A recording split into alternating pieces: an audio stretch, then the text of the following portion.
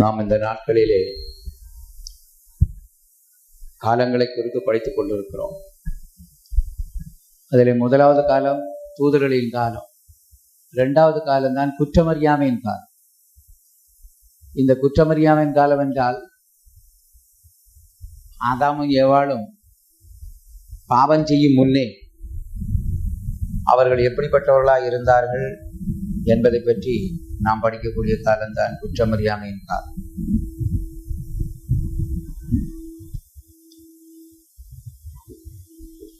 ஆண்டவர் ஆதாமை ஏவாளை உண்டாக்கி அவர்களுக்கு 7 விதமான ஆசீர்வாதங்களை கொடுத்திருந்தார். ஒன்று நித்திய ஜீவன், இரண்டாவது தேவ சாயல், மூன்றாவது ஐக்கியம், நான்காவது ஆளுகை, ஐந்தாவது மகிமை, ஆறாவது அழியாமை, ஏழாவது சுதந்திரம். இந்த 7 ஆசீர்வாதங்களையும் கொடுத்திருந்தார்.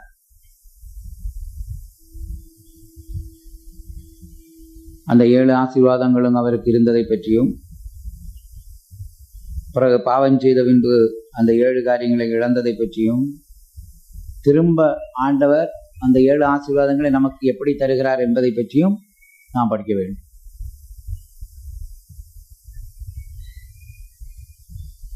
இந்த ஆதாமும் ஏவாளும் எவ்வளவு நாட்கள் பாவம் செய்யாமல் இருந்தார்கள் என்று நமக்கு தெரியாது.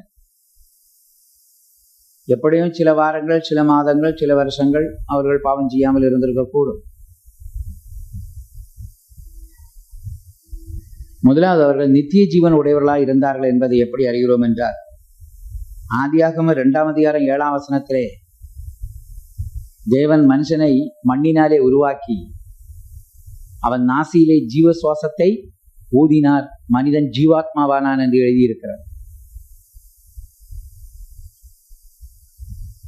ஆகையினால் மனிதனுக்கு ஜீவ ஆத்மாவை உண்டாக்கும்படி ஆண்டவர் தன்னுடைய ஜீவ சுவாசத்தை அவன் நாசியிலே ஊதி இருக்கிறார். அவருடைய சுவாசம் மனிதனுக்குள்ளே ஜீவனை, நித்திய ஜீவனை உண்டாக்கி இருக்கிறார். அவன் ஜீவனிலே வளரும்படி அந்த தோட்டத்தின் மத்தியிலே ஜீவ விருட்சத்தை முளைப்பிக்க பண்ணினார் என்று ஆதியாகமம் 2ஆம் அதிகாரம் 9ஆம் வசனத்திலே வாசிக்கிறோம். 3 விதமான விருட்சங்கள் அங்கே காணப்படுகின்றன. ஒன்று சகல விருட்சங்கள். சகல விருட்சங்களின் கனியை அவன் சாப்பிட்டு சரீரத்திலே வளர வேண்டும். ஜீவ விருட்சத்தின் கனியை சாப்பிட்டு அவன் ஜீவனிலே வளர வேண்டும்.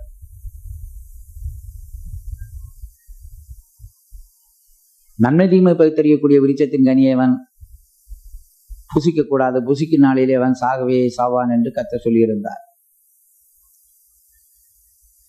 ஆகையினால் மனிதன் நித்திய ஜீவனிலே வளர ஜீவ விருட்சத்தின் கனியை கர்த்தர் அவனுக்கு முளைப்பிக்க பண்ணியிருந்தார். ஜீவ விருட்சத்தை முளைப்பிக்க பண்ணி அதன் கனியை அவன் சாப்பிடும் பொழுது அவன் ஜீவனிலே வளரலாம். ஆனால் இவன் ஜீவ விருட்சத்தின் கனியை சாப்பிட்டு ஜீவனிலே வளருவதற்கு பதிலாய் நன்மை தீமை பகுத்தறியக்கூடிய விருட்சத்தின் கனியை அவன் சாப்பிட்டு அவன் நித்திய ஜீவனை இழந்து போனான். அவனுக்குள்ளே மரணம் சம்பவித்தது.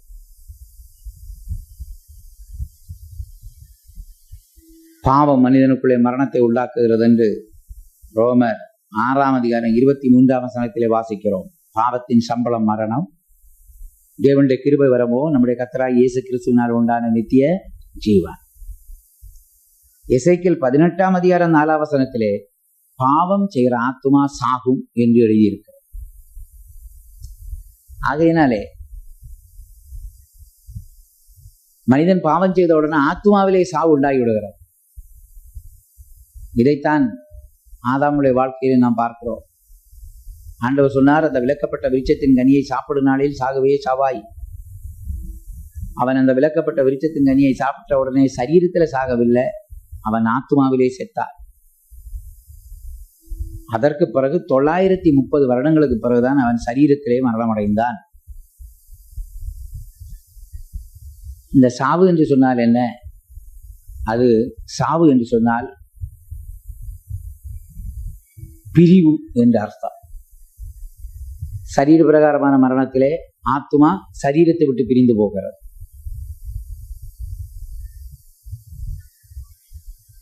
ஆனால் ஆத்மாவிலே மரணம் சம்பவிக்கும் பொழுது நம்முடைய ஆத்மா தேவனை விட்டு பிரிந்து போகிறது. ஆதாம் பாவம் செய்தோடு அவனுடைய ஆத்மா தேவனை விட்டு பிரிந்தது. அதற்கு பிறகு 930 வருடங்களுக்கு பிறகு அவன் ஆத்மா அவனுடைய சரீரத்தை விட்டு பிரிந்து போனது. மரணம் என்று சொல்லும் பொழுது ஒரு பிரிவை அதை உண்டாக்குகிறது. இப்படி மனிதன் இழந்து போன அந்த நித்திய ஜீவனை திரும்ப பெறும்படி கர்த்தர் நமக்கு சில வழிவாசலை திறந்து வைத்திருக்கிறார். யோவான் 5ஆம் அதிகாரம் 24ஆம் வசனத்திலே கர்த்தராகிய இயேசு சொன்ன வார்த்தை என்னவென்றால், என் வார்த்தையை கேட்டு என்னை அனுப்பினவரை விசுவாசிக்கிறவனுக்கு நித்திய ஜீவன் உண்டு. என் வார்த்தையை கேட்டு என்னை அனுப்பினவரை விசுவாசிக்கிறவனுக்கு நித்திய ஜீவன் உண்டு. ஆகையினால் கர்த்தராகிய இயேசு கிறிஸ்துவின் வசனங்கள் நமக்கு ஜீவனை தருகிறார். ஆகையினால் இயேசுநாதர் சொன்னார், என்னுடைய வார்த்தைகள் ஆவியாயும் ஜீவனுமாயும் இருக்கிறது.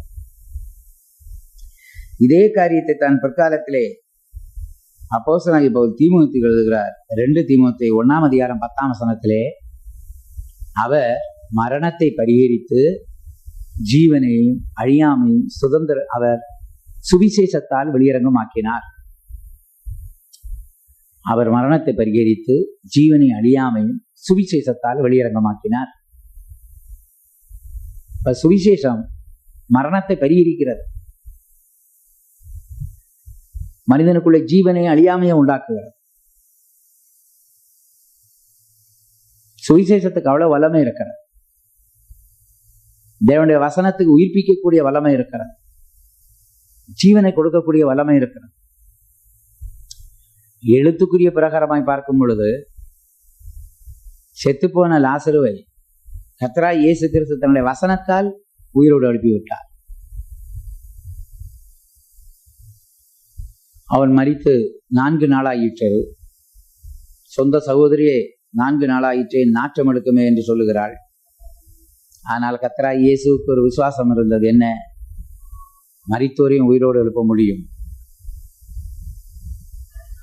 இயேசுநாதர் சொன்னார், என்னை விசுவாசிக்கிறவன் மரித்தாலும் பிழைப்பான், என்னை விசுவாசிக்கிறவன் மரியாமலும் இருப்பான்.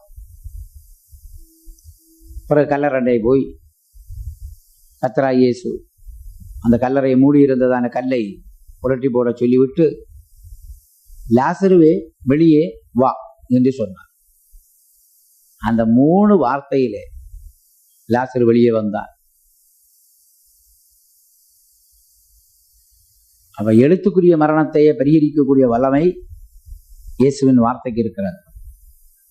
அப்படியான நிச்சயமாய் ஆவிக்குரிய பிரகாரமாய் யார் யாரெல்லாம் அக்கிரமத்திலும் பாவத்திலும் மரித்து அவருடைய ஆத்துமா செத்திருக்கிறதோ அவர்களை இயேசுநாதர் ஜீவனுள்ள வசனங்களை அனுப்பி அவருடைய ஆத்துமாவை உயிர்ப்பிப்பார்.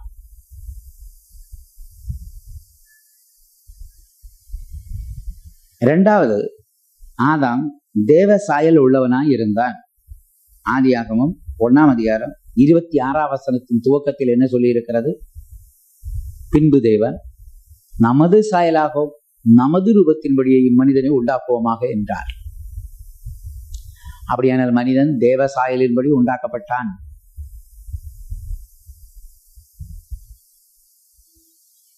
தேவனுடைய சாயலும் ரூபமும் மனுஷனிடத்திலே காணப்பட்டது. அந்த சாயல் என்னவென்றால் அது அன்பின் சாயல். தேவன் அன்பாயிருக்கிறார், மனிதன் அன்பாகவே உண்டாக்கப்பட்டான். தேவனுடைய ரூபத்தின்படி இவனும் உண்டாக்கப்பட்டான் என்று சொன்னால், தேவனுடைய ரூபம் என்ன? தேவன் திருத்துவர். தேவனுடைய திருத்துவம் பிதா, குமாரன், பரிசுத்தாவி. அதுபோல மனிதனும் கூட திருத்துவனாய் உண்டாக்கப்பட்டான். ஆவி, ஆத்மா, சரீரம் உள்ளவனாய் உண்டாக்கப்பட்டான். ஆகையினால் தேவனுடைய சாயலின்படி, தேவனுடைய ரூபத்தின்படி மனுஷன் உண்டாக்கப்பட்டான். இதிலே அவன் பாவம் செய்த பொழுது தேவ சாயலை இழந்து போனான். தேவ சாயலை அவன் இழந்தபடியினால் அவனுக்கு பிறந்த பிள்ளைகள் எல்லாம் தன்னுடைய ரூபத்தின்படி தன்னுடைய சாயலின்படியும் தான் பிறந்தார்களே ஒழிய தேவ சாயலின்படி தேவ ரூபத்தின்படி பறக்கவே இல்லை. ஆதியாகமம் 5ஆம் அதிகாரம் 3ஆம் வசனம். 5:3 வாசியுங்கள். ஆதாம் 130 வயதான போது தன் சாயலாக தன் ரூபத்தின்படியே ஒரு குமாரனை பெற்று அவனுக்கு சேத் என்று பெயரிட்டான். தன் சாயலின்படியும் தன்னுடைய ரூபத்தின்படியும் ஒரு குமாரனை பெற்றான். ஆதாம் பாவம் செய்து தேவசாயலை இழந்தபடியினால் தனக்கு பிறந்த பிள்ளை தேவசாயலின்படி இல்லாமல் தன்னுடைய சாயலின்படி தன்னுடைய ரூபத்தின்படி உண்டாகிவிட்டது. மனிதன் தேவசாயலை இழந்து போனான், தேவ அன்பை இழந்து போனான், அந்த அன்பின் சாயலை இழந்து போனான். ஆகையினால் அன்பின் சாயலை இழந்த மனிதனுக்கு அந்த அன்பை திரும்ப கொடுக்கும்படி கர்த்தராகிய இயேசு கிறிஸ்து என்ன செய்கிறார்? பரிசுத்த ஆவியின் மூலம் அந்த அன்பை நமக்குள்ளே ஊற்றுகிறார். ரோமர் 5ஆம் அதிகாரம் 5ஆம் வசனம். மேலும் நமக்கு அருளப்பட்ட பரிசுத்த ஆவியினாலே தேவ அன்பு நம்முடைய இருதயங்களில் ஊற்றப்பட்டிருக்கிறபடியினால் அந்த நம்பிக்கை நம்மை வெட்கப்படுத்தாது.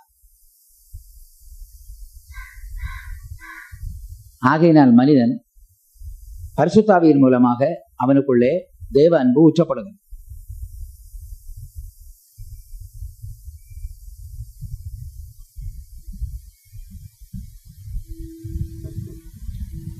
இந்த அன்பு ஏன் ஊற்றப்படுகிறது என்றால், நாம் எல்லாம் அன்பின் பிரமாணங்களை கை கொள்ளும்படியாய், அன்பின் பிரமாணத்துக்கு நம்மை ஒப்புக் கொடுக்கும்படியாக இந்த அன்பு நமக்குள்ளே ஊற்றப்படுகிறது.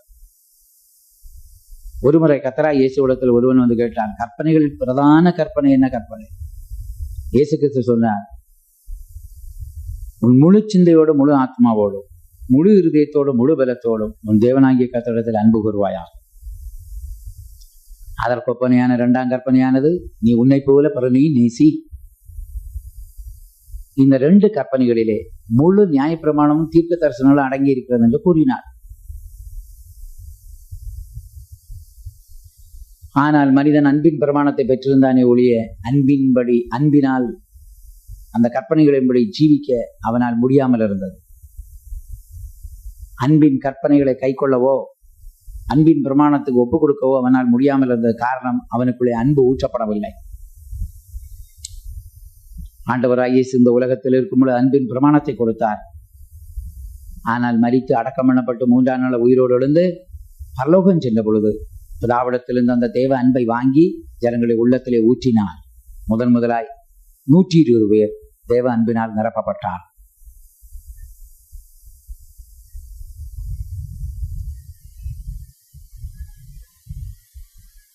இந்த தேவ அன்பினால் நிரம்பி வழிய நாம் அந்த தேவனுடைய சாயலுக்கு ஒப்பாக மாறுகிறோம்.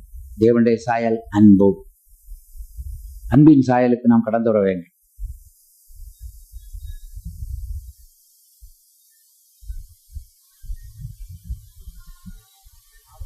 இப்படி மனிதன் பாவம் செய்யும் முன்னே தேவசாயல் உள்ளவனாயிருந்தான்.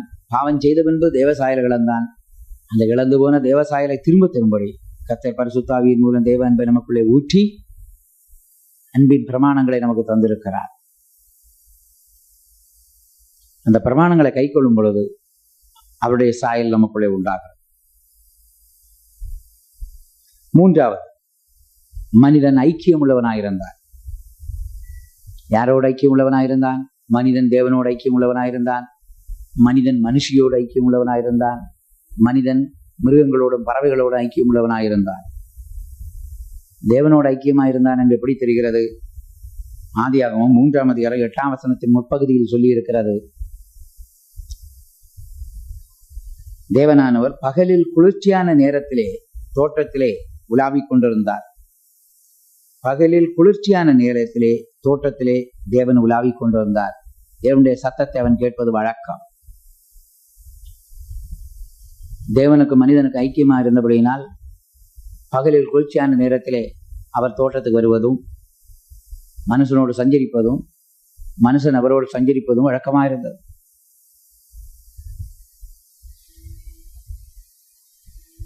பிற்காலத்திலே சங்கீதக்காரன் சொல்கிறான், தேவனே, நீர் மனிதனை நினைப்பதற்கு அவனை விசாரிப்பதற்கு அவன் எம்மாத்திரம்.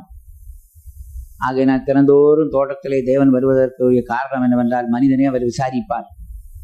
ஆதாமே ஏவாளே எப்படி இருக்கிறீர்கள்? நாங்கள் நன்றா இருக்கிறோம். சந்தோஷமா இருக்கிறீர்களா? ஆம். நீங்கள் எல்லாரும் ஐக்கியமா இருக்கிறீர்களா? ஆம், ஐக்கியமா இருக்கிறோம். தினதோறும் தேவன் வந்து விசாரிப்பார். மனிதன் தேவனோடு ஐக்கியம் உள்ளவனாயிருந்தார். ஆனால் எப்பொழுது பாவம் செய்தானோ அப்பொழுது தேவனுக்கும் மனுஷனுக்குள்ள ஐக்கியம் இல்லாமல் போனது. ஆகையினால் பாவம் செய்த ஆதாம் தோட்டத்தை விட்டு அவன் தோட்டத்திலே ஓடி ஒளித்து கொண்டான். தேவன் கேட்கிறார், ஆதாமி ஆதாமி நீ எங்கே இருக்கிறாய்? உம்முடைய சத்தத்தை கேட்டு நான் பயந்து ஒளித்துக் கொண்டிருக்கிறேன். பாவம் செய்த பின்பு தேவனுக்கு அவனுக்கு ஐக்கியம் இல்லாமல் போனது. பாவம் செய்யும் முன்னே தேவனுக்கு அவனுக்கு ஐக்கியம் உண்டாயிருந்தது. இரண்டாவது, இவனுக்கு மனுஷிக்கு ஐக்கியம் இருந்தது பாவம் செய்யும் முன்னே. ஆதியாகமம் 2ஆம் அதிகாரம் 23, 24 வசனங்களில் நாம் வாசிக்கும் போது மனுஷனுக்கு மனுஷிக்கு இருந்த ஐக்கியம் அங்கே சொல்லப்பட்டிருக்கிறது. அப்பொழுது ஆதாம், இவள் என் எலும்பில் எலும்பும் என் மாம்சத்தில் மாம்சமுமா இருக்கிறாள். இவள் மனுஷி எண்ணப்பட்டபடியினால் மனுஷனிலே எடுக்கப்பட்டபடியினால் மனுஷி எண்ணப்படுவாள் என்றார். இது நிமித்தம் புருஷன் தன் தகப்பனையும் தன் தாயையும் விட்டு தன் மனைவியோடு சேர்ந்திருப்பார், அவர்கள் ஒரே மாம்சமாக இருப்பார். இது அவர்கள் பாவம் செய்யும் முன்னே ஐக்கியமாயிருந்த நாட்களிலே ஆதாம் ஏவாளை பற்றி சொன்ன சாட்சி. அவர்கள் இருவரும் ஐக்கியமாயிருந்தார்கள். எலும்பில் எலும்பும் மாம்சத்தில் மாம்சம்.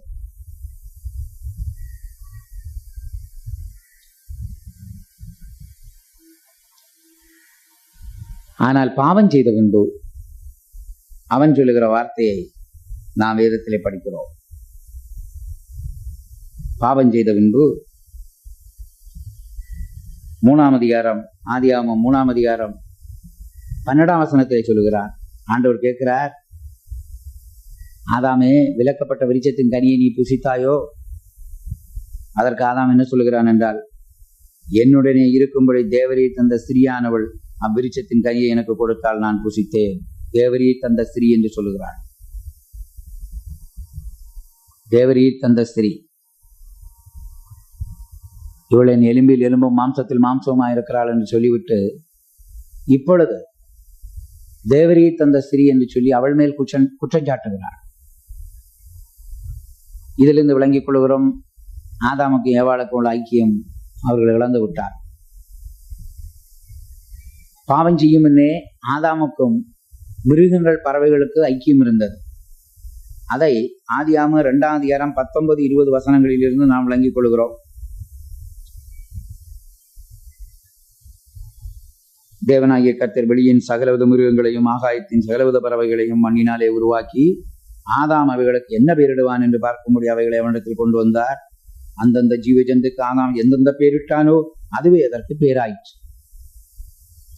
அப்படியே ஆதாம் சகலவித நாட்டு மிருகங்களுக்கும் ஆகாயத்து பறவைகளுக்கும் சகலவித காட்டு மிருகங்களுக்கும் பெயரிட்டான். ஆதாம் பெயரிடக்கூடிய அளவுக்கு காட்டு மிருகங்கள், நாட்டு மிருகங்கள், பறவைகள் எல்லாம் ஆதாமுக்கு முன்னால் வந்து நின்றன. ஆதாம் அவைகளுக்கு என்னென்ன பெயரிட்டானோ அதுவே அவைகளுக்கு பேராயிற்று. மிருகங்கள், பறவைகள் எல்லாம் ஆதாமோட ஐக்கியமா இருந்தன.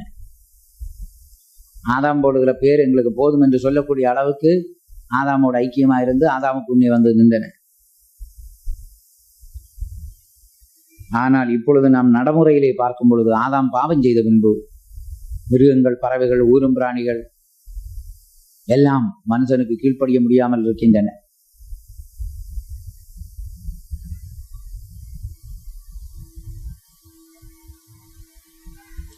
சில மிருகங்களும் பறவைகளும் மனுஷனுக்கு கீழ்ப்படிந்தாலும் கூட சந்தர்ப்ப சூழ்நிலைகள் வரும் பொழுது அந்த மிருக சுபாவத்தை காட்டி விடுகிறது.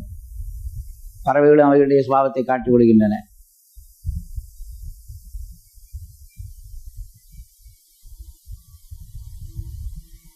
இப்படி தேவனுக்கும் மனுஷனுக்கும் இருக்கிறதான ஐக்கியம் இழந்து போனான். மனுஷனுக்கு இருக்கிற ஐக்கியத்தையும் இழந்து போய்விட்டான்.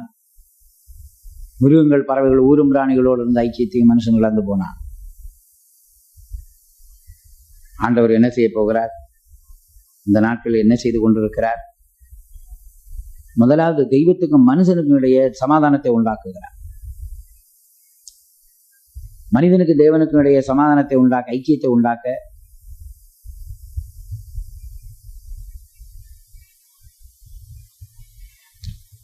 கொலோசியர் 1:20 என்ன சொல்லி இருக்கிறது என்றால், அவர் சிலுவையில் சிந்தின இரத்தத்தால் சமாதானத்தை உண்டாக்கினார்.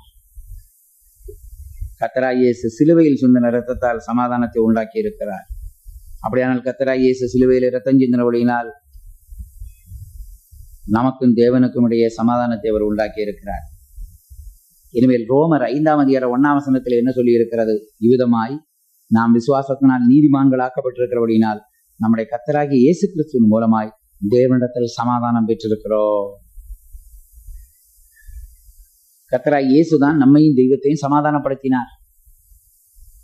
சமாதானத்தின் காரணகர்த்தாவாய் மாறினார். நம்மை தெய்வத்தோடு ஒப்புரவாக்கினார். நமக்கும் தெய்வத்துக்கும் ஒரு ஐக்கியம் உண்டாகும்படி கர்த்தராகிய இயேசு தன்னுடைய வெளியேறப்பட்ட இரத்தத்தை நமக்காய் சிந்தினார்.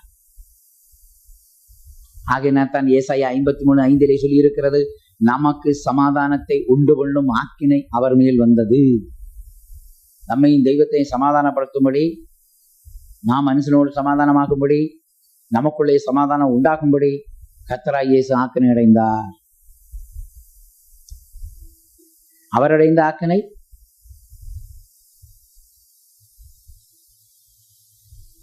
கர்த்தராகிய இயேசு கிறிஸ்து நம்மையும் தெய்வத்தையும் ஒப்புரவாக்கும்படி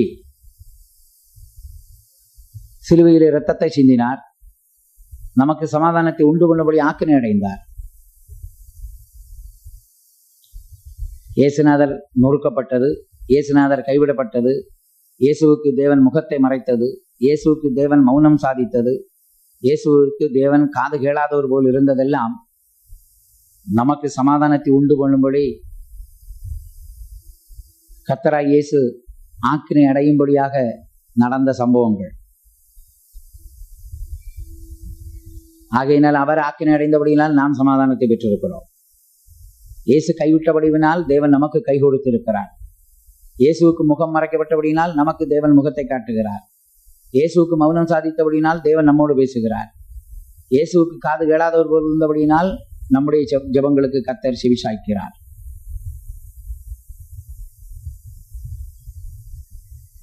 இவ்விதமாக இயேசு ஆக்கினை அடைந்தபடியினால் நமக்கும் தெய்வத்துக்கும் சமாதானம் உண்டாயிருக்கிறது. நமக்கு வர வேண்டிய சிக்ஷையை, நமக்கு வேண்டிய ஆக்கினையை கர்த்தராகிய இயேசு ஏற்றுக்கொண்டு நம்மையும் தெய்வத்தையும் சமாதானப்படுத்தி இருக்கிறார்.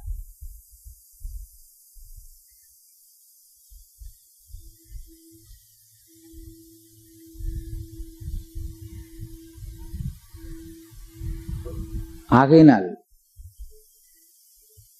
ஆண்டவராகிய இயேசு ஐக்கியத்தை உண்டாக்கும்படி அவர் சிலுவையிலே இரத்தத்தை சிந்தினார். இனிமேல் மனிதனுக்கும் சமாதானத்தை உண்டாக்க என்ன சொல்லி இருக்கிறார்? ஐக்கியத்தை உண்டாக்க ஆண்டவர் சமாதானத்தின் சுவிசேஷத்தை நமக்கு தந்திருக்கிறார். ஒப்புரவாகுதலின் உபதேசத்தை நமக்கு தந்திருக்கிறார். அந்த சுவிசேஷம் என்ன? இயேசுநாதர் சொன்னார், நீ பலிபீடத்தண்டையிலே காணிக்கை கொண்டு வரும் பொழுது உன் பேரில் உன் சகோதரனுக்கு குறை உண்டு என்று கண்டால் முதலாவது போய் ஒப்புரவாகு, பிறகு வந்து காணிக்கையை செலுத்து. ஆகையினால் தெய்வத்தோடு ஒப்புரவான மனிதன், தெய்வத்தோடு சமாதானமான மனிதன் மற்றவர்களோடும் ஒப்புரவாக வேண்டும், மற்றவர்களோடும் சமாதானமாக வேண்டும் என்று அவர் நமக்கு சுவிசேஷம் தந்திருக்கிறார். ஆகையினால் ஆண்டவருக்கு காணிக்கை முக்கியமல்ல, சமாதானம் தான் முக்கியம். காணிக்கை முக்கியமல்ல, ஒப்புரவாகுதல் தான் முக்கியம். இனிமேல் சிருஷ்டிகளுக்கு நமக்கும் எப்பொழுது ஒரு ஐக்கியம் உண்டாக போகிறது? 1000 வருஷ அரசாட்சியை தான் உண்டாக போகிறது. சிருஷ்டிகளுக்கும் மனிதனுக்கும் ஒப்புரவாகுதல் 1000 வருஷ அரசாட்சியிலே உண்டாக போகிறது. ஆகையினால் தான் சொல்லி இருக்கிறது, ஓநாயும் ஆடு ஒருமித்து மேயும், சிங்கம் மாட்டை போல் புல்லை தின்னும், சிறு பாலகன் பாம்பின் புற்றிலே விளையாடுவான். அப்படியானால் சிருஷ்டிகளுக்கும் மனிதனுக்கும் ஒப்புரவாகுதல், சமாதானம் 1000 வருஷ அரசாட்சியிலே உண்டாக போகும். இப்படி மனிதன் பாவம் செய்யும் முன்னே ஐக்கியம் உள்ளவனாயிருந்தான். பாவம் செய்த பின்பு தெய்வத்தோடும் மனுஷனோடும் சிருஷ்டிகளோடும் ஐக்கியத்தை இழந்து போனான். மறுபடியும் இந்த ஐக்கியத்தை தரும்படி கர்த்தராகிய இயேசு நமக்காக ஆக்கினை அடைந்து நம்மையும் தெய்வத்தையும் ஒப்புரவாக்கினார். சமாதானத்தின் சுவிசேஷத்தை நமக்கு தந்து மனிதர்களையும் ஒப்புரவாக்குகிறார். 1000 வருஷ அரசாட்சியிலே சத்துருத்துவம் நீக்கப்பட்டு சிருஷ்டிகளுக்கும் மனிதனுக்கும் இடையே ஒரு பெரிய சமாதானமும் ஒப்புரவாகுதலும் உண்டாக போகிறது.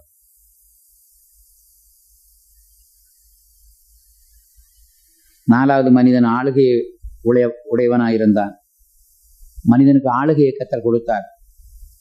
ஆதியாகமம் 1ஆம் அதிகாரம் 26ஆம் வசனத்திலே நாம் இவ்விதமாய் படிக்கிறோம். வாசியுங்கள். 1ஆம் அதிகாரம் 26ஆம் வசனம். பின்பு தேவன் நமது சாயலாகவும் நமது ரூபத்தின்படியேயும் மனுஷனை உண்டாக்குவோமாக, அவர்கள் சமுத்திரத்தின் மச்சங்களையும் ஆகாயத்து பறவைகளையும் மிருக ஜீவன்களையும் பூமியில் அனைத்தையும் பூமியின் மேல் ஊறும் சகல பிராணிகளையும் ஆளக்கிடவர்கள் என்றார். பூமியின் மேல் ஊறும் சகல பிராணிகளையும் ஆளக்கிடவர் ஆளுகையை கொடுத்திருந்தார். ஆண்டவர் ஆதாமுக்கு சமுத்திரத்தின் மச்சங்களின் மேலும் ஆகாயத்து பறவைகளின் மேலும் மிருக ஜீவன்களின் மேலும் பூமி அனைத்தின் மேலும் பூமியின் மேல் ஊறும் சகல பிராணிகளின் மேலும் ஆளுகையை கொடுத்தார். எல்லாம் அவனுடைய ஆளுகைக்கு உட்பட்டிருந்தன. ஆதாம் என்ன சொன்னாலும் அவைகள் கீழ்ப்படியும். பூமி அனைத்தையும், அந்த நாட்கள விருட்சங்கள் கூட ஆதாம் ஏவாள் விரும்பினால் தங்களுடைய கொப்புகளை நீட்டி பழங்களை கொடுக்கக்கூடியதாக இருந்தது என்று சொல்லி நாம் தீர்க்க தரிசனத்திலே வாசிக்கிறோம். 1000 வருஷ அரசாட்சியில் அப்படி நடக்க போகிறதா? விருட்சங்கள் தங்களுடைய கொப்புகளை நீட்டி கனிகளை கொடுக்கும் என்று. அப்படியானால் 1000 வருஷ அரசாட்சியில் நடக்கிற இதே சம்பவம் தான் ஏதேனிலும் நடந்திருக்கும். ஆனால் எப்பொழுதும் மனிதன் பாவம் செய்தானோ விருட்சங்கள் கூட கொப்புகளை நீட்டாமல் மனிதனே ஏறி பறிக்கக்கூடிய அளவுக்கு, பறித்து புசிக்கக்கூடிய அளவுக்கு விருட்சங்கள் காணப்படுகின்றன. பூமி அனைத்தும், பறவைகள், மிருகங்கள், ஊரும் பிராணிகள் எல்லாம் ஆதாமின் ஆளுகைக்குள்ளே இருந்தன. பாவம் செய்யும் முன்னே, பாவம் செய்த பொழுது மிருகங்கள் மனிதனுக்கு கீழ்ப்படிவதில்லை, பறவைகள் கீழ்ப்படிவதில்லை, ஊரும் பிராணிகள் கீழ்ப்படிவதில்லை. விருட்சங்களும் கூட மனிதனுடைய கட்டுப்பாட்டுக்குள்ளே இல்லாமல் போயிற்று. மனிதன் ஆளுகையை இழந்தான். சுருங்க சொன்னால் மனிதன் உலகத்தின் அதிபதியாய் இருந்தான். ஆனால் பிசாசு மனிதனை பாவம் செய்ய வைத்து அந்த உலகத்தின் அதிபதி என்னும் சொல்லக்கூடிய பட்டத்தையும் அதிகாரத்தையும் அவன் எடுத்துக்கொண்டான். இப்பொழுது உலகத்தின் அதிபதி பிசாசு. ஆக என்னத்தான் இயேசுநாதர் சொன்னார், உலகத்தின் அதிபதி என்னிடத்தில் வருகிறான், அவனுடையது ஒன்றும் என்னிடத்தில் இல்லை. பிசாசு உலகத்தின் அதிபதியாயிருப்பதனால் இயேசுநாதரை உயர்ந்த மலையின் மேல் கொண்டு போய் நிறுத்தி முழு உலகத்தின் ராஜ்யங்களையும் மகிமையையும் காண்பித்து, நீ சாஷ்டாங்கமாக என்னை விழுந்து பணிந்து கொண்டால் இந்த உலகத்தை அதன் மகிமை உமக்கு தருகிறேன் என்று சொன்னார். கர்த்தராகிய இயேசுவுக்கு குறுக்கு வழியிலே உலகம் அவசியமில்லை. பிசாசை விழுந்து பணிந்து கொண்டு உலகத்தை வாங்க வேண்டிய தேவையும் இல்லை. ஆகையினால் அவர் என்ன சொன்னார்? உன் தேவனாகிய கர்த்தரை பணிந்து கொண்டு அவர் ஒருவருக்கே ஆராதனை செய்வாயா. அந்த வசனத்தை சொல்லி பிசாசை ஜெயித்தார். ஆனால் இந்த உலகம் மறுபடியும் மனிதனுக்கு இடத்துல வரப்போகுது. எப்பொழுது வரும்? 1000 வருஷ அரசாட்சியிலே மனிதன் மறுபடியும் உலகத்தின் அதிபதியாய் மாறப்போகிறான். கர்த்தராகிய இயேசு உலகத்தின் அதிபதியை கல்வாரியில் நியாயம் தீர்த்து விட்டார். அந்த உலகம் மறுபடியும் மனிதனுக்குள்ளே ஆளுகைக்குள்ளே வருவதற்கு தடை என்ன? உலகம் ஆயத்தமாக இருந்தாலும் உலகத்தை ஆளுகிறவர்கள் இன்னும் ஆயத்தமாகவில்லை.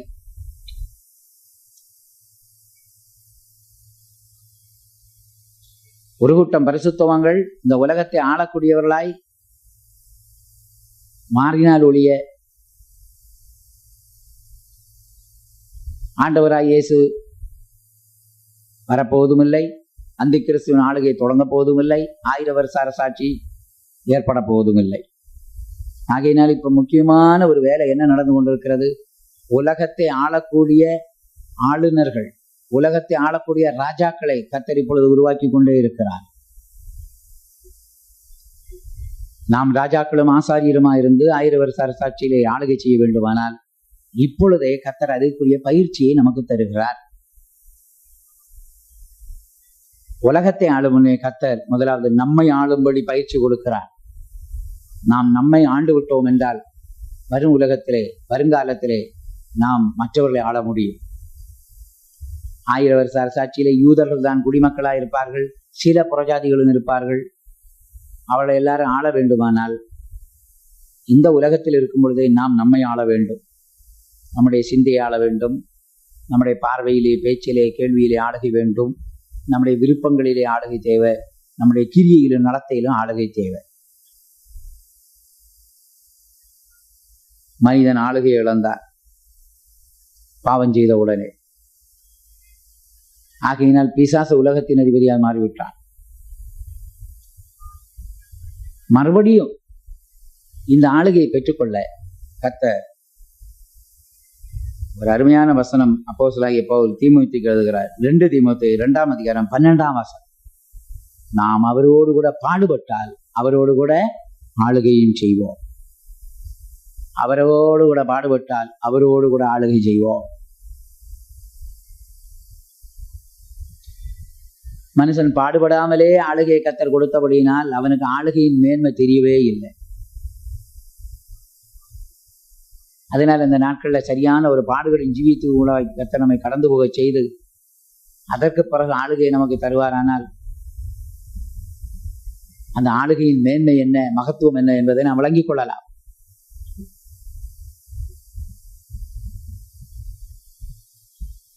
திடீர்னு வந்த பணத்தை செலவழிக்கிறதுக்கு ஜனங்களுக்கு கஷ்டமே தெரியாது. ஆனா மிகவும் பாடுபட்டு கஷ்டப்பட்டு சம்பாதித்த பணத்தை செலவழிப்பதற்கு மிகவும் யோசிப்பார்கள்.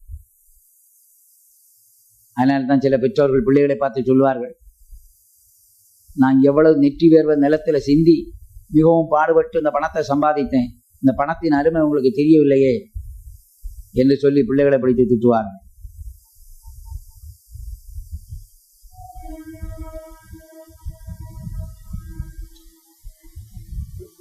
ஆதி மனிதன் பாடுபடாமலே ஆளுகையை பெற்றபடியினால் அவனுக்கு ஆளுகையின் மேன்மை தெரியவில்லை. அதனால ஆண்டவர் என்ன செய்தார்? பாடுபட்டால் ஆளுகை கொடுப்பேன் என்று சொல்லுகிறார். சவுலுக்கும் பாடுபடாமலே ராஜாவானபடியினால் ஆளுகையின் மேன்மை அவனுக்கு தெரியவில்லை. அதனால கர்த்தர் என்ன பண்ணினார்? தாவீத பல பாடுகளின் வழியாய் கொண்டு போய் கடைசியில தான் ராஜாவாக்கினார். திடீர்னு ராஜரிகத்தை தூக்கி கொடுக்கவே இல்லை. ஏறக்குறைய 38 வருஷம் தாவீது காடுகளிலும் மலைகளிலும் குகைகளிலும் வனாந்தரங்களிலும் பாடுபட்டு அதற்கு பிறகுதான் அவன் ராஜாவாய் மாற்றப்பட்டான். அதனால ராஜரீகம் என்னன்னு அவனுக்கு தெரியும். திடீர்னு சிங்காசனத்துல வந்து உட்காரவில்லை. சவுல் அப்படி இல்லை, திடீரென்று சிங்காசனத்திலே கொண்டு உட்கார வைக்கப்பட்டதுனால அவனுக்கு அந்த ராஜரீகத்தின் மேன்மை தெரியவில்லை. அவரோடு பாடுபட்டால் அவரோடு ஆளுகை செய்யலாம். தாவீதுக்கு ஒரு அருமையான நண்பன் ஒருவன் இருந்தான், சவுலின் மகன் யோனத்தான். இந்த யோனத்தான் ஒருமுறை தாவீதை சந்தித்து சொல்லுகிறான். 1 சாமுவேல் 23ஆம் அதிகாரம்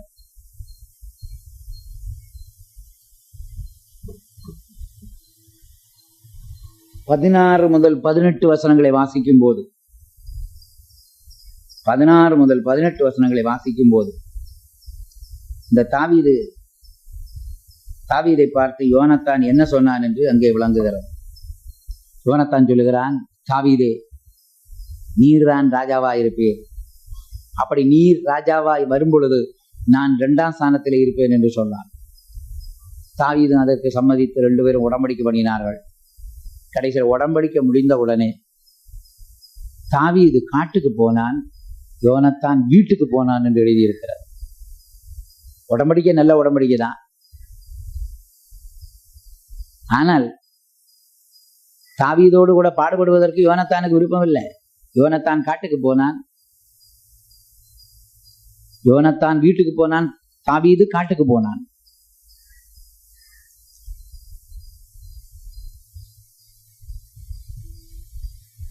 காட்டிலே அவன் இருக்கும் பொழுது கர்த்தர் அவனோடு கூட இருந்தார்.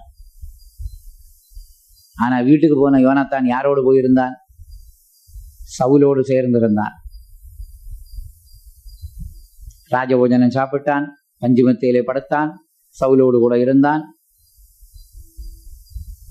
எல்லா சுகத்தையும் அனுபவித்தான். என்ன நடந்தது? சத்துருக்கள் வந்து சவுலை கொன்ற நாளிலே யோனத்தானையும் கொன்று போட்டார்கள்.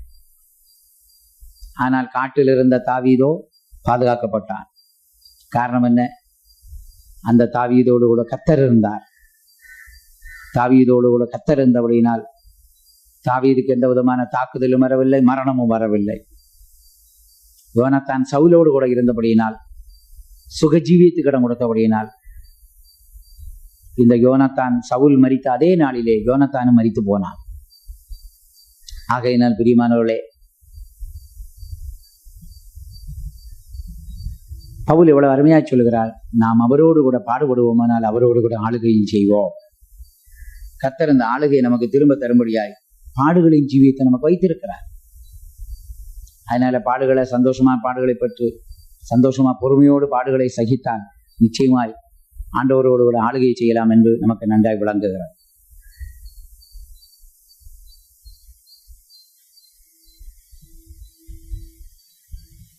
உலகத்திலும் கூட ஒரு முதலமைச்சர் சிலருக்கெல்லாம் மந்திரி பதவியை கொடுத்தார். அப்பொழுது நிருபர்கள் கேட்டார்கள், அவர்களை பார்க்கலாம் அறிவாளிகள், பட்டதாரிகள், படித்தவர்கள் இருக்கும் பொழுது அவர்களுக்கு ஏன் மந்திரி பதவியை கொடுத்தீர் என்று கேட்டார்கள். அப்பொழுது அந்த முதலமைச்சர் சொன்னார், என்னோடு கூட பல கஷ்டங்கள், பிரச்சனைகள், சோதனைகள் வந்த பொழுது இவர்கள் தான் என்னோடு கூட பாடுபட்டார்கள். ஆகையினால் நான் முதலமைச்சராக இருக்கும் பொழுது அவர்களுக்கு மந்திரி பதவியை கொடுத்திருக்கிறேன் என்று சொன்னார். உலகத்து மனிதனுக்கே அந்த ஒரு அறிவு இருக்கிறது. தன்னோடு கூட யார் பாடுபட்டார்களோ, சோதனையின் காலத்திலே தன்னை விட்டு ஓடி போகாதவர்கள், கஷ்டத்திலே தன்னோடு கூட தோள் கொடுத்தவர்கள், அவர்களுக்கு தான் இந்த மாநிலத்தை ஆளும் பொழுது அவர்களுக்கும் மந்திரி பதவி கொடுத்தார். அப்படியானால் ஆன்மீக ஜீவியத்தில் ஆண்டவர் சொல்வது எவ்வளவு உண்மையா இருக்கிறது. பரிசுத்தவான்களுக்கு கர்த்தர் வெளிப்படுத்தி இருக்கிறார், அவரோடு கூட பாடுபட்டால் அவரோடு கூட ஆளுகையும் செய்வோம். அதனால் இந்த நாட்களில் இயேசுவோடு கூட பாடுபட வேண்டும். அப்படியானால் இயேசுவோடு கூட ஆளுகை செய்யலாம்.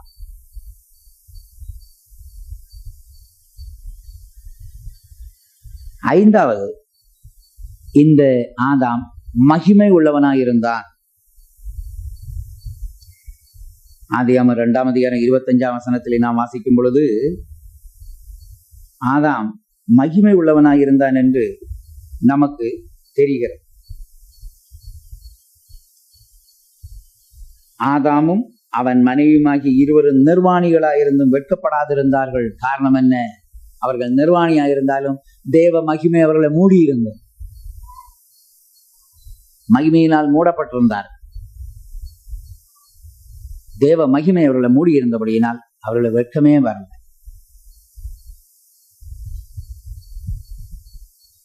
அந்த நாட்கள் அவர்களுக்கு வஸ்திரம் தேவையில்லை, நிர்வாணிகளாக இருந்தார்கள். காரணம், தேவ மகிமையினால் மூடப்பட்டிருந்தபடியினால் நிர்வாணம் தெரியவில்லை. ஆனால் எப்பொழுது அவர்கள் பாவம் செய்தார்களோ தேவ மகிமை இழந்து போனார்கள். ஆகையினால் ரோமர் 3ஆம் அதிகாரம் 23ஆம் வசனம் என்ன சொல்லுகிறது? எல்லாரும் பாவம் செய்து தேவ மகிமை அற்றவர்களானார். இந்த ஆதாமும் என்ன செய்கிறான்? 3ஆம் அதிகாரம் 7ஆம் வசனத்திலே பாவம் செய்த பொழுது அவருடைய இருவருடைய கண்களும் திறக்கப்பட்டது. அவர்கள் தாங்கள் நிர்வாணிகள் என்று அறிந்து அத்தி இலைகளை தைத்து தங்களுக்கு அரைக்கச்சைகளை உண்டு பண்ணினார்கள். தங்களை விட்டு மகிமை போனபடியினால் அத்தி இலைகளினால் அரைக்கச்சையை உண்டு பண்ணி கொண்டார்கள், தங்களுடைய நிர்வாணத்தை மூடும்படி. பிரியமானவர்களே, இப்பொழுது மனிதன் மகிமை இழந்தவனாயிருக்கிறான். ஆனால் இந்த இழந்த மகிமையை கர்த்தர் திரும்ப தர வேண்டுமானால் பாவம் இருக்கிற இடத்துல மகிமை இருக்காது. எங்க பரிசுத்தம் இருக்கோ அங்கதான் மகிமை வரும். கிருபைக்கு மகிமைக்குள்ள வித்தியாசம் அதுதான். கிருபையானது பாவியை சந்திக்கும், பாவியை ரட்சிக்கும், பாவியை பரிசுத்தவானாக்கும், பாவியை பரலோகம் கொண்டு போய் சேர்க்கும். கிருபை. பவுலும் கூட சொல்லுகிறார், பாவம் பெருகின இடத்துல கிருபை அதிகமாய் பெருகிச்சு. கிருபை மனிதனை சந்திக்கிற, கிருபை மனிதனை ரட்சிக்கிற. ஆனா மகிமை மட்டும் எங்க பாவம் இருக்கோ அங்க வரவே வராது. எங்க பரிசுத்தம் இருக்கோ மகிமை வந்து இறங்கும். பழைய ஏற்பாட்டின் காலத்திலே மகா பரிசுத்த ஸ்தலத்திலே மகிமை வந்து இறங்கியதை நாம் படிக்கிறோம். யாத்திராம 40:34 மோசே கர்த்தர் கட்டளையிட்டபடியே வாசஸ்தலத்தை நிறுவினான்.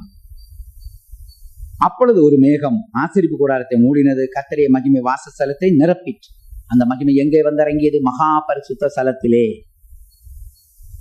நமக்குள்ள மகா பரிசுத்தம் இருக்குமானால் மகிமை வந்து இறங்கிக் கொண்டே இருக்கும். பரிசுத்தம் இல்லை, மகிமை வரவே வராது.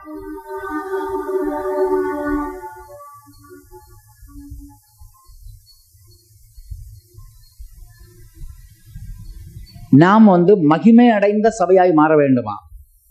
எபேசியர் 5:27 அப்போஸ்தலனாகிய பவுல் என்ன எழுதுகிறார்?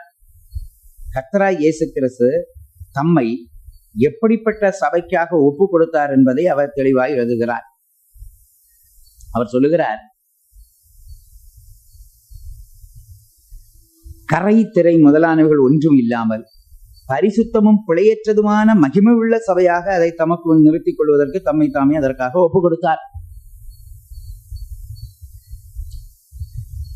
பரிசுத்தமுள்ள சபையை தான் மகிமையடைந்த சபையாக மாற முடியும். சபைக்குள்ள கரை திரை பிழை இருந்தால் மகிமை வந்து இறங்காது.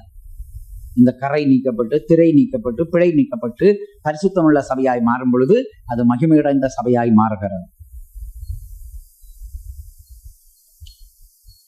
கரை இருதயத்திலே உண்டாகிறது, திரை மனதிலே உண்டாகிறது, பிழை சரீரத்திலே உண்டாகிறது. இருதயத்திலே இருக்கிற கரை நீங்க வேண்டுமானால் கர்த்தராகிய இயேசுவின் இரத்தம்தான் அந்த கரையை மாற்றும். மனதிலே திரை ஏற்படுகிறது. அந்த திரை மாற்றப்படும்படி தேவனுடைய வசனம் நமக்கு உதவி செய்கிறது. சரீரத்தில் சில பிழைகள் ஏற்படுகிறது. பரிசுத்த ஆவியானவர் அந்த பிழைகளை நம்மை விட்டு நீக்குகிறார். இவ்விதமாய் நம்முடைய கரை திரை பிழைகள் நீக்கப்பட்டு நாம் பரிசுத்தமுள்ள சபையாய் மாறும் பொழுது நாம் மகிமையடைந்த சபையாய் மாறுகிறோம். பரிசுத்தம் எங்கே இருக்கிறதோ அங்க மகிமை வந்து இறங்கும். இனிமேல் எருசலேமை பற்றி என்ன சொல்லி இருக்கிறது? வெளிப்படுத்தின விசேஷம் 21:10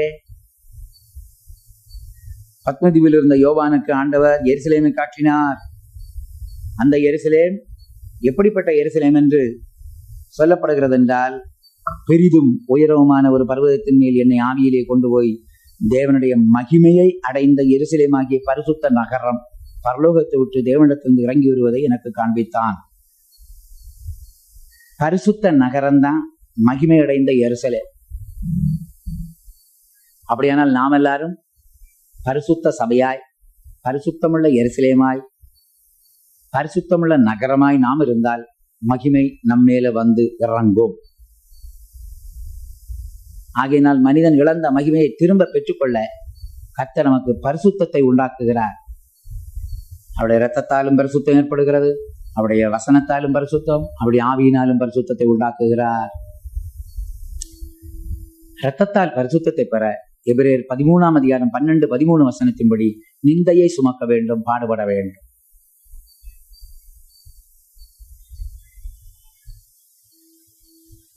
வசனத்தால் பரிசுத்தம் ஏற்பட வேண்டுமா? யோவான் 17:17 அவருடைய சத்தியத்தால் நாம் பரிசுத்தமாக்கப்பட ஒப்பு கொடுக்க வேண்டும். ஆவியினால் பரிசுத்தத்தை பெற ரோமர் 15:15 பரிசுத்தாவியானவருக்கு நம்மை ஒப்பு கொடுக்கும் பொழுது ஆவியானவர் நம்மை பரிசுத்தமாக்குகிறார். இப்படி எங்கே பரிசுத்தம் இருக்கிறதோ அங்கே மகிமை வந்து இறங்கும்.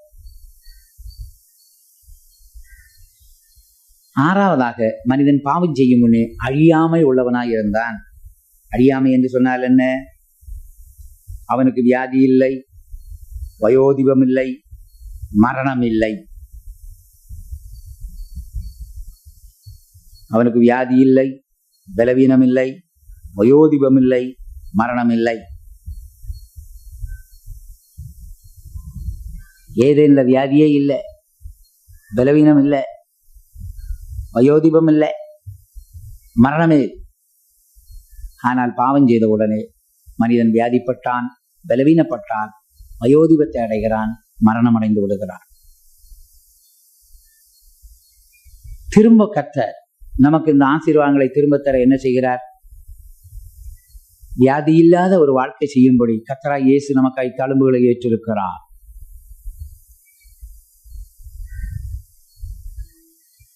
வியாதியிலிருந்து சுகமாகும்படி நமக்காக தழும்புகளை ஏற்றிருக்கிறார். வியாதி வராமல் பாதுகாக்கும்படியும் கர்த்தர் நமக்காக தழும்புகளை ஏற்றிருக்கிறார். அதனால் யாராவது வியாதிப்பட்டால் வியாதி சுகமாகும்படி இயேசுவின் தழும்புகளால் குணமாகலாம். ஏசாயா 53:5 அவருடைய தழும்புகளால் குணமாகிறோம். வசனத்தால் சுகம் கிடைக்கும். அவர் தம்முடைய வசனத்தை அனுப்பி நம்மை குணமாக்குகிறார். 100 சொல்லுவார், நீ ஒரு வார்த்தை சொல்லும், அப்பொழுது என் வேலைக்காரன் சொசமாவான்.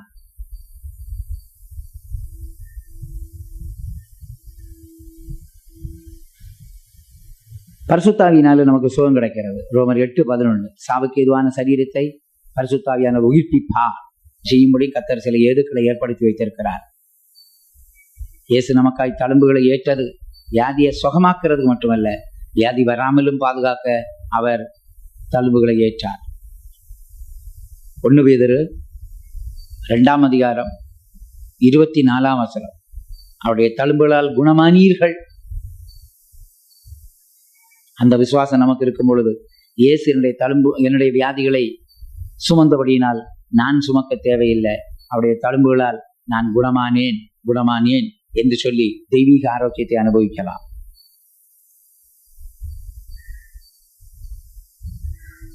வசனத்தால் தெய்வீக ஆரோக்கியத்தை அனுபவிப்பதற்குத்தான் யாத்திராகமம் 15:26 சொல்லப்பட்டிருக்கிறது. நீ உன் தேவனாகிய கர்த்தரின் சத்தத்தை கவனமாய் கேட்டு அவர் பார்வைக்கு செம்மையானதை செய்து அவருடைய கட்டளைகளுக்கு செவி கொடுத்து அவருடைய நியமங்கள் யாவையும் கை கொண்டால் எகிப்தியருக்கு வரப்பண்ண வியாதிகளை ஒன்றை நான் வரப்பண்ணேன். இப்ப வியாதி இல்லாத ஒரு வாழ்க்கை வசனத்தின் மூலம் நமக்கு உண்டாகிறது. ஆவியினால் எப்படி ஆரோக்கியத்தை அனுபவிக்கிறோம் என்றால், பலனை அருளும் ஆவி. அந்த பலனை அருளும் ஆவியை பெற்று நாம் பலப்பட்டு கொண்டிருப்போமானால் எந்த பலவீனப்படுத்துற ஆவி நம் பக்கத்துல வரவே முடியாது. இப்படி நம்முடைய வியாதி நீங்கி நமக்கு சுகமும் ஆரோக்கியமும் ஆண்டவர் தருகிறார். பலவீனம் மாற என்ன செய்யலாம்? இந்த பலவீனத்தை மாற்றும்படி அருமையான ஒரு வசனத்தை அவர் சொல்கிறார். உன் பலவீனத்தில் என் பலன் விளங்கும், என் கிருபை உனக்கு போதும். அந்த பலவீனம் இல்லாத வாழ்க்கையும் கூட செய்யும்படி கர்த்தருடைய கிருபையை பெற்றுக்கொண்டே இருக்க வேண்டும். அவருடைய பலனை பெற்றுக்கொண்டே இருக்க வேண்டும். பலமுள்ள ஆவியினால் நிரம்பிக்கொண்டே இருக்கும். வயோதிபம் வராமல் என்ன செய்யலாம்? 103 சங்கீதம் 5 தான் அதற்கு ஆதாரமான வசனம். நன்மையினால் உன் வாயை திருப்தியாக்குவார், கழுகுக்கு சமானமாய் உன் வயது திரும்ப வால வயது போலாகும். என் ஆத்துமாவே கர்த்தரை ஸ்தோத்திரி, என் முழு உள்ளமே அவருடைய பரிசுத்த நாமத்தை ஸ்தோத்திரி. என் ஆத்மாவே கர்த்தரை ஸ்தோத்திரி, அவர் செய்த சகல உபகாரங்களை மறவார். அப்ப இந்த வாக்குத்தத்தத்தை விசுவாசித்து என்ன செய்யணுமா? கர்த்தரை ஸ்தோத்திரிக்கணுமா? ஸ்தோத்திரம் பண்ணிட்டே இருந்தா வயோதிபம் வராது. தினந்தோறும் நம்முடைய மூளையை கர்த்தரிடத்துல ஒப்பு கொடுத்த ஆண்டவரே, கழுகுக்கு சமானமா என் வயது திரும்ப வாழ வயது போலாகும் என்று சொன்னீரே, இந்த மூளையில ஞாபக சக்தியை தாரும், ஞானம் தாரும், அறிவு தாரும் சொன்னா உனக்கு ஞாபக சக்தி இழந்து போக மாட்டாய். நல்ல சாகுற வரைக்கும் நல்ல ஞாபக சக்தி இருக்கு. இப்போ தலையை ஒப்பு கொடுத்து மூளையை ஒப்பு கொடுத்து சோத்திரம் பண்ணிக்கிட்டே இருக்கணும். கண்ணை ஒப்பு கொடுத்து சோத்திரம் பண்ணி கொண்டே இருந்தால் நல்ல தெளிவான பார்வை. காதை ஒப்பு கொடுத்து சோத்திரம் பண்ணினால் நல்ல தெளிவான கேள்வி. வாயை ஒப்பு கொடுத்து சோத்திரம் பண்ணினால் நல்லா பேசலாம், நல்லா சாப்பிடலாம், நல்லா துதிக்கலாம், நல்லா பேசலாம், எல்லாம் செய்யலாம். தொண்டையை ஒப்பு கொடுக்கணும். இருதயம், நுரையீரல், குடல், எலும்பு, நரம்பு, தசை எல்லாம் ஒப்பு கொடுத்து சோத்திரம் பண்ணும். என் ஆத்மாவை கர்த்தரை ஸ்தோத்திரி, அவர் செய்த சகல உபகாரங்களை மறவாதே. அவர் உன்னை நன்மையினால் திருப்தியாக்கி உன் வயது திரும்ப வாழ வயது கழுகுக்கு சமானமாய் உன் வயது திரும்ப வாழ வயது போல ஆகும். 103 சங்கீதம் 5 வசனம் படியுங்கள். நன்மையினால் உன் வாயை திருப்தியாக்குகிறார். நன்மையினால் உன் வாயை திருப்தியாக்குகிறார். கழுகுக்கு சமானமாய் உன் வயது திரும்ப வாழ வயது போல. கழுகுக்கு சமானமாய் உன் வயது திரும்ப வாழ வயது போல ஆகும். ஆகையினால் வயோதிபமும் கூட மாற்றப்படும். இனிமேல் மரணம் வராமலும் நாம் ஜீவிக்கலாம். இயேசுநாதர் சொன்னார், யோவான் 11 அதிகாரம் 25-26 வசனங்களில் என்ன சொன்னார்? என்னை விசுவாசிக்கிறவன் மரித்தாலும் பிழைப்பான், என்னை விசுவாசிக்கிறவன் மரியாமலும் இருப்பான். அப்படிப்பட்டவர்களை பார்த்துத்தான் கொரிந்தியருக்கு சொல்லுகிறார், நாம் எல்லாரும் நித்திரை அடைவதில்லை, கடைசிய காலம் துடிக்கும், அப்போது ஒரு நிமிஷத்திலே ஒரு மேற்பொழுதிலே நாம் எல்லாரும் என்ன செய்வோம்? மறுரூபமாவோம். விசுவாசம் தேவை. இயேசுவின் மேல விசுவாசம் வைத்தால்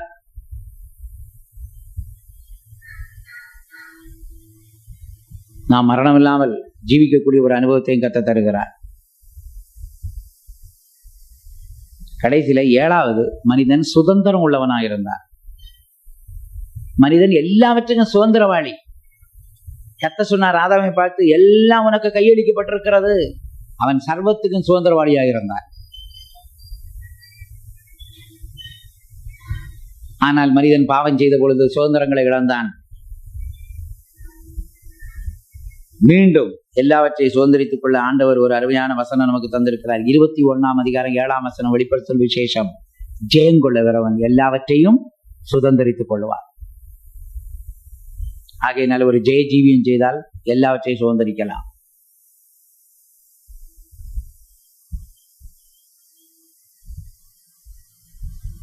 ஜெயங்கொள்ளுகிறவன் எல்லாவற்றையும் சுதந்திரித்துக் கொள்வார். பரலோகத்தில் ஆண்டவர் அநேக காரியங்களை ஆயத்தம் பண்ணி வைத்திருக்கிறார். சிங்காசனம் சுதந்திரிக்கணுமா? ஜெய ஜீவியம் செய்யணும். கிரீடங்களை சுதந்திரிக்கணுமா? ஜெய ஜீவியம் செய்யணும். எருசலேமை சுதந்திரிக்க, சீயோனை சுதந்திரிக்க நாம் வெற்றிகரமான வாழ்க்கை ஜெய ஜீவியம் செய்ய வேண்டும். ஜெயங்கொள்ளுகிறவன் எல்லாவற்றையும் சுதந்திரித்துக் கொள்வார். நாம் பாவத்தை ஜெயித்து, வியாதியை ஜெயித்து, பிசாசை ஜெயித்து, உலகத்தை ஜெயித்து, இயற்கையை ஜெயித்து, மரணம், பாதாள இவைகளை ஜெயிப்போமானால் கர்த்தர் நமக்கு எல்லாவற்றையும் சுதந்திரமாய் தருவார்.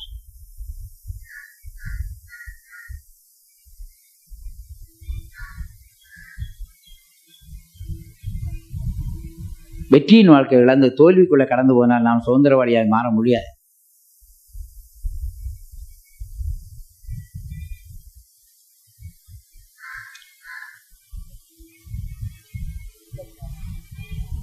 பிள்ளைகளானால் சுதந்திரமாமே. நாம் தேவனுடைய பிள்ளைகளானால் சுதந்திரவாளியாக மாறுவோம். உலகத்தில் சொல்லுவாங்கல்ல, தகப்பனுடைய சொத்து பிள்ளைக்குன்னு சொல்லுவாங்க. ஆபிரகாமுக்கு ஏராளம் பிள்ளைகள் இருந்தார்கள். இஸ்மவேலும் ஆபிரகாமின் பிள்ளை தான், ஈசாக்கும் ஆபிரகாமின் பிள்ளை தான், கேத்தூர் ஆளுக்கு பிறந்ததும் ஆபிரகாம் பிள்ளை தான். எல்லா பிள்ளைகளுக்கும் இன்சியல் ஏ தான். இன்சியல் என்னது? ஏ. இஸ்மவேல் ஓ இன்சியல் என்ன? ஏ. கேத்தூர் ஆளின் பிள்ளைகள்கிட்ட கேட்டா என் இன்சியல் என்னது? ஏ. ஆனால் ஆபிரகாம் யாருக்கு எல்லாவற்றையும் கொடுத்தான்னா, ஈசாக்குக்கு எல்லாவற்றையும் கொடுத்தான். மறுமனையாட்டின் பிள்ளைகளுக்கும் நன்கொடைகளை கொடுத்தான். இஸ்மவேலுக்கு என்னன்னா, ஒரு துருத்தி தண்ணீரும் கொஞ்சம் அப்பவும் தான் கிடைச்சது. ஈசாக்கு சுதந்திரவாளியாய் மாறினான். பிள்ளைகள் ஆனால் சுதந்திரமாமே.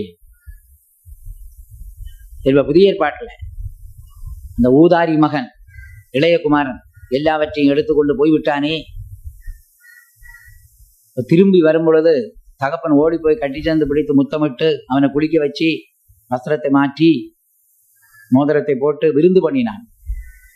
மூத்த மகன் வெளியில வந்து உள்ள வராமல் வெளியே நின்று கொண்டிருக்கிறான். அவனுடைய புகார் என்னவென்றால், நான் இவ்வளவு நாள் உம்முடைய சொல் கீழ்ப்படிந்து உம்மோடு கூட இருந்தேன். நான் என் சிநேகிதனோடு சந்தோஷமா இருக்கும் பொழுது ஒரு ஆட்டை கூட அடிக்கவில்லை. இவன் எங்கேயோ போனவன், எல்லாவற்றையும் செலவழித்து இப்பொழுது அவன் திரும்பி வந்தான். அவனுக்கு ஒரு கன்றை அடிப்பித்தீரே. தகப்பன் அப்ப சொல்றார், மகனே, நீ எப்போதும் என்னோடு இருந்தபடினால் என்னுடையதெல்லாம் உனக்கு. ஆனா இவனுக்கு ஒரு சாப்பாடு ஒரு குழி, ஒரு மோதிரம், ஒரு பாதரட்சை, ஒரு வஸ்திரம், கதை முடியுது. ஆனா நீயோ என்னோடு இருக்கிறபடினால் என்னுடையதெல்லாம் உனக்கு. பிள்ளைகளானா சுதந்திரமாமே. அதனால ஆண்டவருக்கு நாம் பிள்ளைகளா இருந்து அவருடைய சொல்ல கேட்டு அவருடைய சித்தம் செய்து அவரோடு கூட இருந்து அவருக்கு பிரியமாக இருப்போமானால் நாம் எல்லாவற்றையும் சுதந்திரிக்கலாம். ஆதாம் இழந்த சுதந்திரத்தை கர்த்தர் மறுபடியும் நமக்கு வெற்றியின் வாழ்க்கையின் மூலமாய், ஜெயஜீவியத்தின் மூலமாய் நமக்கு தர விரும்புகிறார். ஜெயம் கொள்ளுகிறவன் எல்லாவற்றையும் சுதந்திரித்துக் கொள்வார். பிள்ளைகளானால் சுதந்திரவாளி. இப்ப நாம் தேவனுடைய பிள்ளைகளாயிருந்தால் தேவனுடைய சுதந்திரம் எல்லாம் நமக்கு. யாராவது பிசாசின் பிள்ளையா இருந்தால் பிசாசுடைய சுதந்திரம் அவனுக்கு கிடைக்கும். வருங்காலத்துல பிசாசுக்கு கிடைக்க போற சுதந்திரம் என்ன? அக்கினியும் கந்தமும் எரிகிற கடல். ஆகையினா தான் இயேசுநாதர் இடப்பக்கம் நிற்கிறவளை பார்த்து என்ன சொன்னார்? பிசாசுக்காக அவனுடைய தூதர்களுக்காகவும் ஆயத்தமாக்கப்பட்ட இடத்துக்கு போங்கள்னு. மனிதனுக்காக நரகம் உண்டாக்கப்படல, பிசாசுக்கு அவனுடைய தூதர்களுக்காகவும். ஆனால் யாராவது பிசாசின் பிள்ளையாய் ஜீவித்து பிசாசின் பிள்ளையாய் மரித்தால் அவர்கள் அந்த பிசாசு போகிற இடத்துக்கு போவார்கள். ஒருவேளை நாம் துர்க்குணத்திலே உருவானாலும், நம்முடைய தாய் நம்மை பாவத்திலே கர்ப்பந்தரித்தாலும், நாம் பரிசுத்தமான ஒரு ஜீவியம் செய்து நாம் தேவனுடைய பிள்ளைகளாய் ஜீவித்து தேவனுடைய பிள்ளைகளாய் மரிக்க கர்த்தர் நமக்கு பல வாய்ப்புகளை உண்டாக்கி வைத்திருக்கிறார். ஆகையினால் இந்த குற்றமறியாமையின் காலத்திலே மனிதன் எப்படி காணப்பட்டான், என்னென்ன ஆசீர்வாதம் உடையவனாய் இருந்தான் என்பதை நாம் தியானிக்க படிக்க கர்த்தர் நமக்கு நல்ல வேலையை தந்திருக்கிறார். மனிதன் இழந்த எல்லா காரியத்தையும் திரும்பவும் கர்த்தர் நமக்கு தர விரும்பி நமக்காக அவர் இந்த உலகத்திலே வந்து ஜீவித்தார், மரித்தார், அடக்கம் பண்ணப்பட்டார், உயிரோடு எழும்பினார். அந்த உயிரோடு எழும்பின இயேசு இன்றைக்கு நாம் இழந்த எல்லா காரியத்தையும் திரும்ப தரும்படி நமக்காக கிரியை செய்து கொண்டே இருக்கிறார். ஆகையினால் நம்முடைய ஆவியாத்ம சரீரத்தை ஒப்படைத்து கர்த்தருக்குள்ளே நாம் முற்றிலுமாய் நம்மை தாழ்த்தி தரும் பொழுது நாம் இழந்த காரியங்களை திரும்ப பெற்றுக் கொள்ளலாம். நாம் கண்களை மூடி ஜெபம் பண்ணுவோம். எங்கள் அருமையான நல்ல பிதாவே, குற்றமறியாமையின் காலத்திலே மனிதன் நித்திய ஜீவன், தேவசாயல், தேவனோடு உள்ள ஐக்கியம், ஆளுகை, மகிமை, அழியாமை, சுதந்திரம் உள்ளவனாயவன் காணப்பட்டான். ஆனால் பாவம் செய்த பொழுது இந்த 7 காரியத்தையும் இழந்து போனான். மறுபடியும் எங்களுக்கு அந்த காரியங்களை திரும்ப தரும்படியாய் நீர் பரிசுத்தாவியின் மூலம், உம்முடைய வசனத்தின் மூலம், பரிசுத்தமான வாழ்க்கையின் மூலம், ஜெயஜீவியத்தின் மூலம், உம்மோடு பாடுபடுவதன் மூலம் இழந்த எல்லா காரியங்களையும் பெற்றுக்கொள்ள முடியும் என்பதை நாங்கள் அறிகிறோம். ஆண்டவரே, நீர் எங்களுக்கு இதுவரைக்கும் செய்த எல்லா நன்மைகளுக்காக ஸ்தோத்திரம். இன்னும் எங்களை உம்மை போல மாற்றி உம்முடைய ராஜ்யத்தின் தகுதி கொள்ளும். இயேசுவின் மூலம் கேட்கிறோம் பிதாவே, ஆமென். நம்முடைய கர்த்தராகிய இயேசு கிறிஸ்துவின் கிருபையும் பிதாவாகிய தேவனுடைய அன்பும் பரிசுத்தாவின் ஐக்கியமும் நம் அனைவரோடும் இன்றும் என்றும் சதா காலங்களிலும் உண்டாயிருப்பதாக. ஆமென்.